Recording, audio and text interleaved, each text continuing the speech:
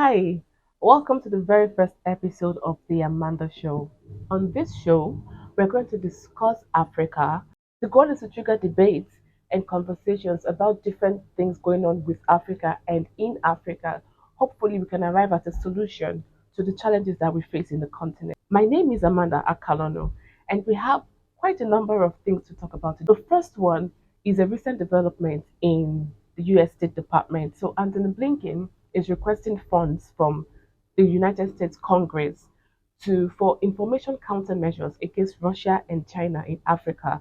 We are going to discuss that. Then the next conversation we'll have is the President of Senegal visited Burkina Faso and Mali over this past week. So I want to discuss everything that went down there. Sit back, relax, and let's begin. So we kick things off in the United States, where the US State Department is requesting for extra funds from the US Congress for information countermeasures against Russia and China in Africa. In other words, Anthony Blinken is saying that in Africa, we have a lot of Russian propaganda and Chinese propaganda, and they want to give us American propaganda. This subject is very important to me because it's more like an awakening about the world we currently live in. A lot of things are changing. If you've noticed, you've been hearing a lot of things like we're in a multipolar world and the US hegemony is over. So United States may not like that. And right now we're in a position in Africa where our minds have become the new frontier for warfare. You know, there's warfare where we see people shoot guns and drop bombs and the rest of it. But then there's also the information warfare. And I think this information warfare is very important. The same way that a country protects its airspace, its borders, is also the same way I think that we should protect our information space. Now, what I think that probably led to this development where Anthony Blinken is requesting millions of dollars, because initially, if my memory serves me correctly, initially they had requested money from Congress back in 2023 for this same purpose to counter Russia and China's information countermeasures. That's what how they call it, information countermeasures against Russia and China in Africa. So it was included in the budget last year, passed by the Congress.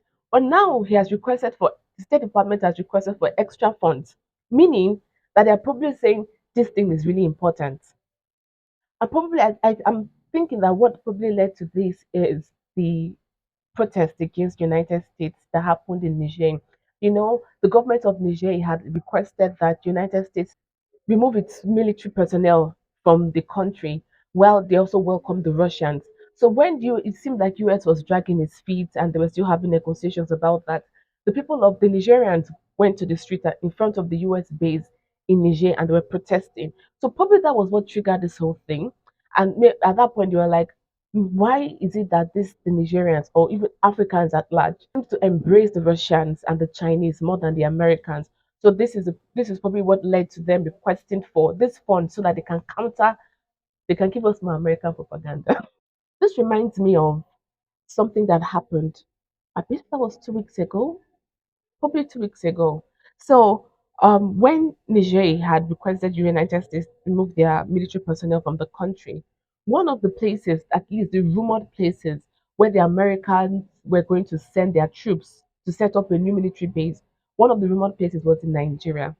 And Nigerians pushed back against that because I even believe that if you have an external military base in your country, you're not a sovereign country. Whoever has a military base in your country can easily control your politics, your and the affairs of your country in general. So I'm not even a fan of having external country military bases in a nation. But having said that, so when um the rumor went out that United States was considering setting up military base in Nigeria, Nigerians pushed back against it because it didn't make any sense, in our opinion. So there's this really influential Nigerian investigative journalist, David Hundeyin. He then analyzed what more like a Twitter thread where he spoke about the pros and cons of working with so and so and so, and even why United States should not have a military base in Nigeria. So when he made that tweet, I read it. I thought it was very insightful because then he also spoke about US. He spoke about the Russians and also the Chinese. But when he made that tweet, a Kenyan journalist fact checked his tweet. They didn't address the core topic that the core conversation he was talking about, but they just fact checked just a little part of it. But why that triggered me, or why that piqued my interest, was because I'm like, how can a Nigerian be speaking for the interest of Nigeria? Because there is no how a foreign military base in your country is in the interest of your country. It's not. Most of the time, if you look at all those nations, particularly in Africa, where we have foreign military bases, the situation doesn't tend to turn out well. Why would we fact check the tweets of a Nigerian speaking out for the interest of Nigeria and a US funded, because the Kenyan, the journalist wrote it in Voice of America. So this is a US media outlet, in essence fact checking and a Nigerian journalist speaking in the interest of Nigeria. I thought that was very interesting. If we don't know what's going on now, I think it's really important at this point for Africans to be aware. Like I mentioned earlier, there's a war, and the war is in the information space more than it is on the military field, more than it is dropping bombs and shooting guns. There's a war in the information space, and it is in our interest. It's in the interest of Africa to to push information that benefits us. Now let's look at this. If United States, if an African journalist fact checks another African journalist speaking up for the interest of an African nation in a US publication, it doesn't make any sense. There's a battle for your mind. And the earlier we realize this and put our efforts to protecting it, the better for us. Because if we are going to let foreign outlets, foreign media outlets, control what we see and what we know, it could spell disaster for our countries, our respective countries in Africa. For example, I'm going to give you the case of Ukraine. Before this Russia Ukraine war kicked off, initially they had run polls. That was some years ago, several years ago. The United States had funded polls in Ukraine to know the people's how they feel about joining NATO. And most Ukrainians didn't want to join NATO. Most Ukrainians thought it was in the interest of Ukraine to be neutral, which was right, which was the correct stand. Do you understand where I'm coming from? So why did it change? Media. It changed because of media. Because the United States invested more in the media space to counter Russian propaganda in Ukraine, telling the people that it's in their interest to join NATO. Now, at the end of the day, see why Ukraine is today. I'll give you a second instance. What's going on? Probably you have seen what's going on in Georgia, where the people have been protesting against a Russian um, law that the parliament in Georgia, uh, well, they finally passed it. They passed the parliament. The idea of that law is it's the idea of it is it's that every foreign funded NGOs or media, well, foreign funded institutions, they need to disclose where their funding is coming from, because the government of Georgia, they want to be sure whose interest these institutions, whether it's media institutions or NGOs, whatever it is, they want to be sure whose interest that these institutions are working for.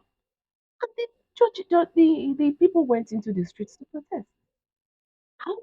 And then they called it a Russian law. But at the end of the day, yes, Russia has that kind of law, but it's actually an American law. The United States has had that law for maybe like 100 years. So if anything, Russia copied from the Russia copied from the US, and then Georgia is also copied from the US. In the United States, it's called the FARA Act. Do you get where I'm coming from? But why are the people protesting? They are literally protesting that they do not want transparency in their country. How can you protest not wanting transparency? Why? Media, information. Because the people are being told that so and so thing is not good for them. And many of them may not research. They may not take time to dig into the law to know what it's actually about. And they just went to the streets, oh, our government is being crazy, blah, blah, blah. But they don't know that the law the government is trying to put in place isn't the benefit of Georgia. Do you understand where I'm coming from? So why am I saying this? If the State Department has requested more funding counter Russia and Chinese propaganda in Africa, I need you to know that you're about to see more information set up in a way that is going to be benefiting external players. And that's me trying to put this thing nicely. You're going to see media, you're going to see effort both with your mainstream media, both with your social media, maybe even bots pushing a certain narrative. And like I told you, with you in the case of Ukraine and in the case of Georgia, that narrative that is being pushed may not necessarily be in the interest of your country. Because it's very easy to use media to push a certain narrative. And then the people take that narrative as truth. For example, let me give you another example. We hear so much about Chinese debt trap in Africa. Oh, that the Chinese they are using their loans to trap Africans and the African countries, blah blah blah blah blah. Okay. But that's not quite true. Yes, maybe countries like Zambia. Yes, Zambia, if I'm not mistaken. I believe it's Zambia, but I will put it on the screen when I get the exact, when I verify. But I think maybe countries like Zambia, they are, most of their debt is owed to China. But in the case of a country like Nigeria, it's not, we don't have a Chinese debt trap problem compared to the IMF and the World Bank. Most of Nigeria's debt is IMF and World Bank. So in that case, it's actually US debt trap, not Chinese debt trap. And this is the case in several countries. Egypt is IMF. If you look at Egypt, it's IMF. Ghana, it's IMF. So you find out that we are owing the IMF and the World Bank who have trapped us compared to, as opposed to China. But no, when you ask the average social media user in any African country, oh, they say, yeah, yeah, it's Chinese debt trap. But if you look at the fact, it's not really true. The debt trap is with the IMF and the World Bank, not with China. Yes, we are owing China, of course. Do you know how much China has given different countries in Africa? Of course. But like I'm saying, what I'm trying to say is the situation is different in different African countries. If Nigeria has a debt trap, our debt trap is with the IMF and with World Bank, not with China. So you're going to see more things like this to push a certain narrative. And the narrative that is being pushed may not necessarily be in the interest of your country, may not necessarily be in the interest of Africa. This is the reason why that we as Africans, we need to wake up. There is a war going on. Yes, they are not shooting, they are not throwing bombs. We are not seeing drones. We are not seeing intercontinental ballistic missiles. That does not mean there is no war going on. There's a war going on. There's a battle is for your mind.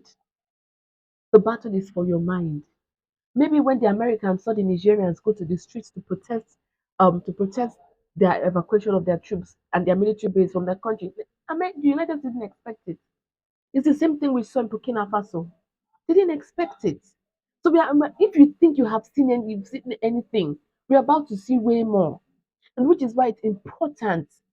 It's I cannot emphasize it enough. It is very, very important for you to take care about the information you consume and what you take as truth, concerning your country and its relations with other nations around the world. So now, speaking of Russian propaganda, is there Russian propaganda in Africa? Very likely. Is there any Chinese propaganda in Africa? Most probably. But then we also have American propaganda. And let's be honest, the media outlets we tend to consume news from is not from. If I ask the average Nigerian or the average Gabonese or the average Zambian or the average Kenyan about RT or CGTN, they may not know. But if I say CNN, we know CNN, we know BBC, we know New York Times, we know the Washington Post. So we know this, and these are Western American led outlets. So if that is where we actually get our news from, I debate and I argue that we have more American propaganda in Africa than we have Russian or Chinese propaganda. Many of us use social media platforms owned by which country? American social media platforms. Our YouTubes, our Twitter, our Instagram, Facebook, they're all American owned. China now we have it with TikTok, but most of these social media apps, even your WhatsApp, it's American owned. So we are more exposed to American propaganda than we are exposed to Chinese or Russian propaganda. So I'm saying this now because we're about what we have seen so far. What we have seen so far is going to be a joke compared to what is about to come. You are going to see a systematic campaign in Africa for your mind. systematic campaign to capture your mind, to feed you information that may not necessarily be true or be in the interest of your country. So, what's the solution? Now is the time to practice critical thinking. Don't just take something as true because you heard it somewhere.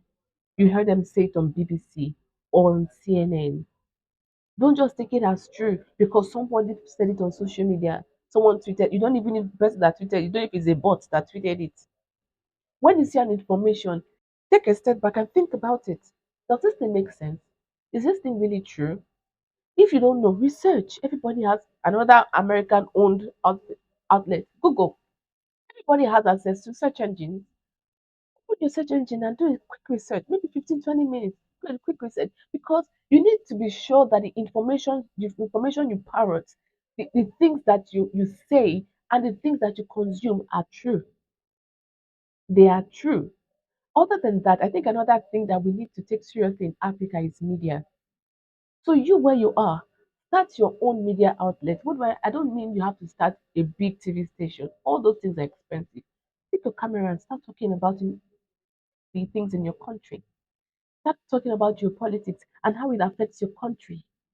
Make it your responsibility. Make it your responsibility because it is only Africans that will follow through the interest of Africa. Nobody can be more committed to the growth and development of Africa quite like Africans.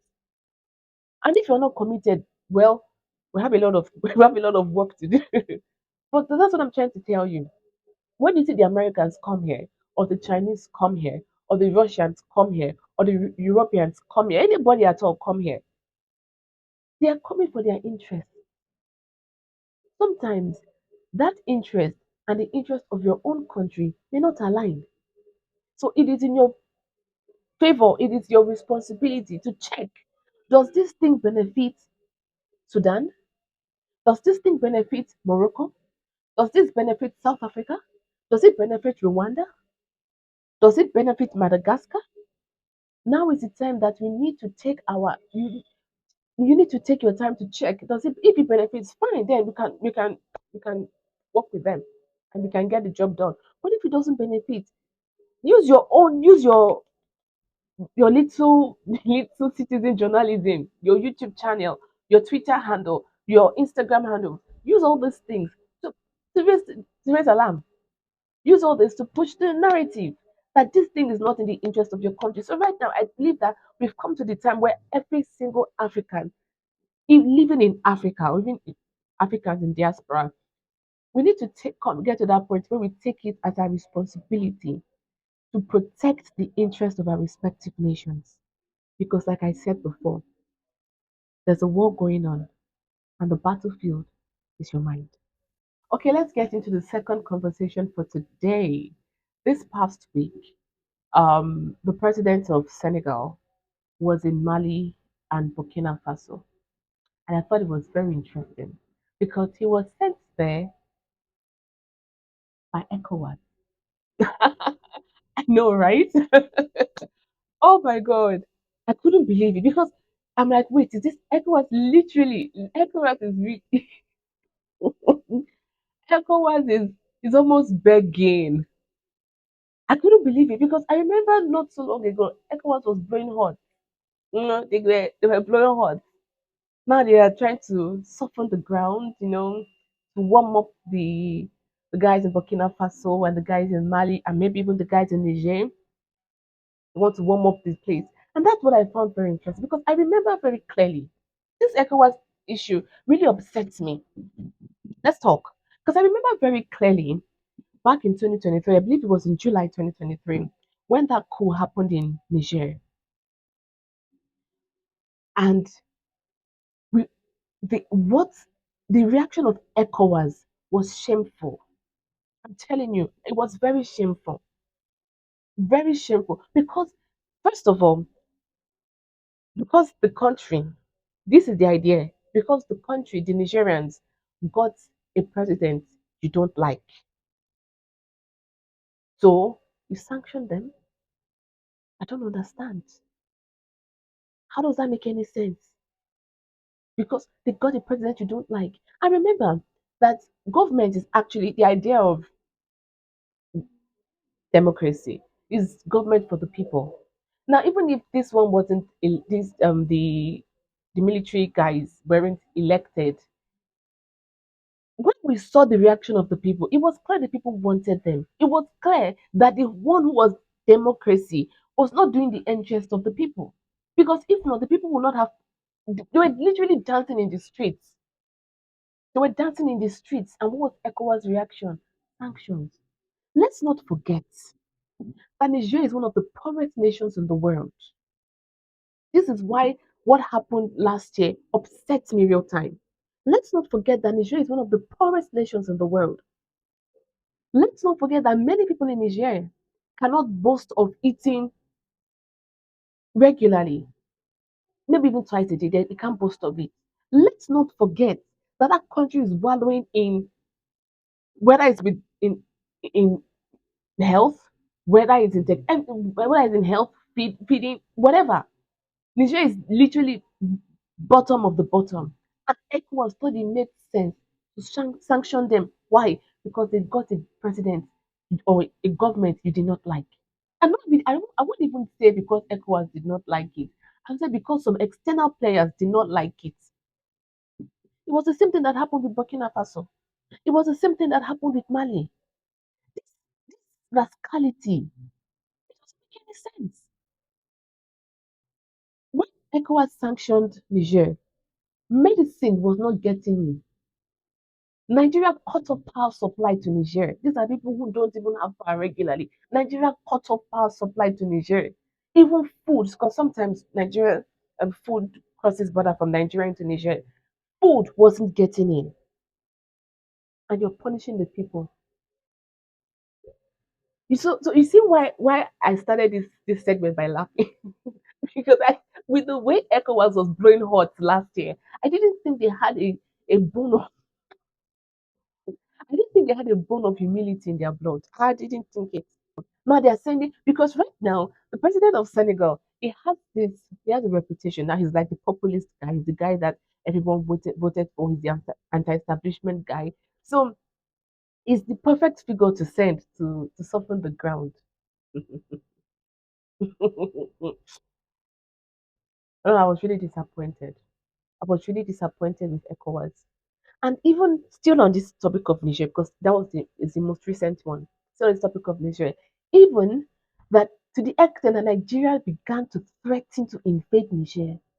I said, when I saw that, in fact, it got to a point when those within the government, several people within the military of Nigeria, they had to leak information to show that Nigeria had actually deployed troops.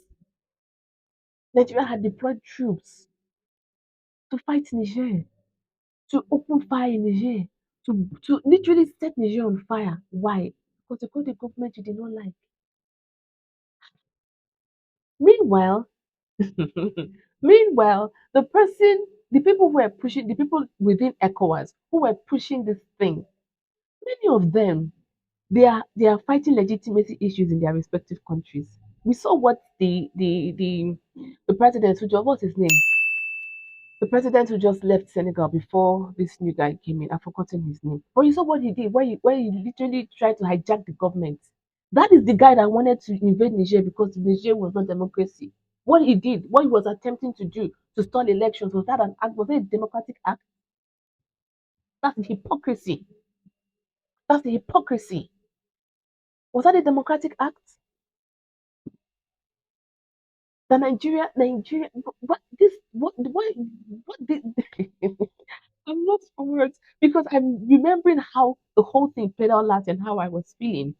What this made me feel last year, it didn't make any sense to me because Nigeria and Niger, forget these European borders across Africa. Many of the people are the same people. So why are you going to literally almost a civil war? Because of what? Because some external players did not like the government that came in. So it was when I saw all these things unfold in 2023, I just realized that ECOWAS does not push the interest of West Africa. It does not. Because how are you going to know an institution that champions the interest of a country or a region? It's by the policies and the things they do. ECOWAS, they say, what the funniest part of this, because even on ECOWAS website, right? If you go to ECOWAS website and you read their ECOWAS treaty, you find out that one of the things that ECOWAS says it stands for is to ensure peace and stability in the region, that is West Africa. But you that you say your purpose, one of the purpose for your existence is to champion peace and stability in West Africa, you were willing to go and invade Niger because they got a leadership you do not want, or they got a leadership that the people who are pulling your strings, your puppet strings, do not want. See, a lot of things we need to change in Africa. I'm telling you. No, no, I'm telling you. A lot of things will begin to change in Africa because when I speak with Africans, particularly young Africans across the continent, I found out that the people are dissatisfied. Our institutions have been a joke. Our institutions have been a joke. Institutions like ECOWAS, they've been a joke. Okay, look at the African Union. Look at the African Union. How many African leaders? This is. I think I need to check this. Something I need to check. I need to check this. When NATO, US-led NATO, entered Libya and murdered Gaddafi, who took who, which of our African, whether it's from North Africa or East Africa or West Africa or even the African Union, which of them took this situation to the UN to demand that the actions of NATO and United States be condemned? I think I need to find this out because I'm not sure. Which of them did that? Because this is how you know an institution that champions the interests of a country or of a region. This is how you know. It's by what they do. Anyway, I'm not surprised. After all, the African Union is not funded. It's funded by external players. So they're going to do the bidding of external players. What I'm saying, why I brought this up is because Africa is changing. People don't realize it now. But I'm telling you, the level of dissatisfaction with African youths around the world is alarming. The level of dissatisfaction is alarming. And so this is what makes me know that institutions like ECOWAS, the African Union, they need to adjust. They need to adjust to begin to push the interests of the people they were set up to serve. Because the world is changing. Africa itself is changing and it's changing really quickly. We need new institutions that they are institutions that are aware that their job, their existence is enshrined in the interest of Africa and the regions they are set up to serve. Because if you see, um, one of the things that I've realized is that colonialism did not end in the 1950s and the 1960s. Don't let them tell you anything. You know, when we were growing up, they told us Nigeria gained independence in 1960. We did not gain any independence. Colonialism continued as new colonialism. Oh, I just remembered something now. It continued as new colonialism because, you know, so this is why it sometimes it seems like the system that existed during colonial days is still in place. Nothing really has changed, particularly in Africa. Africa still remains like it's just where people just go to get mineral resources. It hasn't changed, even if we got independence or we gained independence. So when you see countries like Niger and Mali and Burkina Faso push back like this, they're fighting for their independence. Let them. Let them. So the idea that ECOWAS will go to now fight, almost having a military intervention in Niger because these people are fighting for their independence, is absurd. The very thought of it is shameful. The full meaning is it not economic community of West African states? The idea of ECOWAS is it not economic integration? Is it not at least to boost the economy? Is that not the idea of ECOWAS? Where was ECOWAS when France was taking Niger's uranium for pennies on the dollar? Where was ECOWAS? Where was ECOWAS? Where did they fight the French? Where was ECOWAS? When Niger was carried the banner as one of the poorest nations in the world, where was ECOWAS? What did it do to elevate the poverty in Niger? Ask them. They should come and tell us. They should tell us. They've been existing for how many years? How many decades? They should tell us. What have you done to improve the livelihood of the people in Niger. You want to tell me that ECOWAS did not know that France was robbing Niger blind? You want to tell me that did not know that France was robbing Mali of their gold blind? Is that what ECOWAS wants to tell me? They need to, at this point, see if these institutions, they need to change. I'm telling you. Because the Africa we are building and the Africa we are getting into, there will be no place for behaviors like this. I'm telling you, there will be no place for behaviors like this. There will be no place for institutions that does not serve the interests of the continent. There will be no place. At least let me tell you something. Until we can take full control of institutions like ECOWAS and the African Union, we cannot trust them to do things that will foster the interests of Africa. We can't trust them to do that. I have a message for the amazing, amazing President of Senegal. Mr. President, when you were contesting for elections, you made a lot of promises to the people of Senegal, and that was why they voted you in. And I really think that you meant those things that you said during your campaign.